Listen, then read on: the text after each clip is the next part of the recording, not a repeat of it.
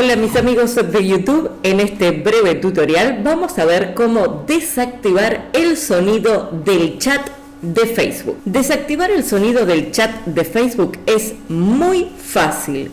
Hacemos clic donde dice chat, hacemos clic en opciones aquí arriba y simplemente sacamos el tilde donde dice sonido. De esa manera ya está desactivado el sonido del chat.